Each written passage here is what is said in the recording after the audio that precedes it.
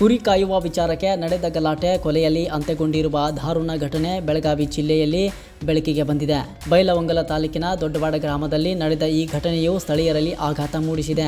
ಬೆಳಗಾವಿ ಜಿಲ್ಲೆಯ ಬೈಲಹೊಂಗಲ ತಾಲೂಕಿನ ದೊಡ್ಡವಾಡ ಗ್ರಾಮದಲ್ಲಿ ಫಕೀರಪ್ಪ ಕಿರಕಸಾಲಿ ಎಂಬ ವ್ಯಕ್ತಿಯ ಕೊಲೆ ಪ್ರಕರಣವನ್ನು ಪೊಲೀಸರು ಭೇದಿಸಿದ್ದಾರೆ. ಮೃತ ಫಕೀರಪ್ಪನಿಗೆ ಹಾಲಪ್ಪ ಜವಳಿ, ಮಂಜು ತಳವಾರ್ ಹಾಗೂ ಲಕ್ಕಪ್ಪ ಚೊನ್ನಪ್ಗೋಳಿ ಎಂಬ ಮೂವರು ಆರೋಪಿಗಳು ಮಾರಕಾಸ್ತ್ರಗಳಿಂದ ಹಲ್ಲೆ ನಡೆಸಿ ಕೊಲೆ ಮಾಡಿ ಪರಾರಿಯಾಗಿದ್ದರು ಎಂಬ ಮಾಹಿತಿ ತನಿಖೆಯಲ್ಲಿ ಬಹಿರಂಗವಾಗಿದೆ. ಪ್ರಾಥಮಿಕ ತನಿಖೆಯ ಪ್ರಕಾರ ಕುರಿ ಕಾಯುವ ವಿಚಾರಕ್ಕೆ ಸಂಬಂಧಿಸಿದಂತೆ ಹಣದ ವ್ಯವಹಾರವೇ ಈ ಕೊಲೆಗೆ ಕಾರಣವಾಗಿದೆ ಎಂದು ತಿಳಿದು ಬಂದಿದೆ. ಫಕೀರಪ್ಪ ತನ್ನ ಕುರಿ ಕಾಯುವ ಕೆಲಸಕ್ಕಾಗಿ ಹಾಲಪ್ಪ ಜವಳಿ ಬಳಿ 10,000 ರೂಪಾಯಿ ಪಡೆದಿದ್ದಾನೆ ಎಂದು ಪೊಲೀಸರು ತಿಳಿಸಿದ್ದಾರೆ.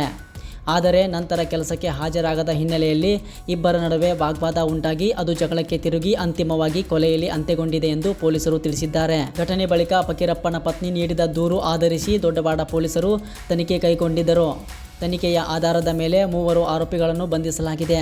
ಒಟ್ಟಾರೆ ಸಣ್ಣ ವಿಷಯಕ್ಕೆ ಶುರುವಾದ ವಿವಾದ ದಾರುಣ ಕೊಲೆಯಲ್ಲಿ ಅಂತ್ಯಗೊಂಡಿದ್ದು 3 ಆರೋಪಿಗಳನ್ನು ಬಂಧಿಸಿರುವ ದೊಡ್ಡವಾಡ ಪೊಲೀಸರು ಮುಂದಿನ ತನಿಖೆ ನಡೆಸುತ್ತಿದ್ದಾರೆ.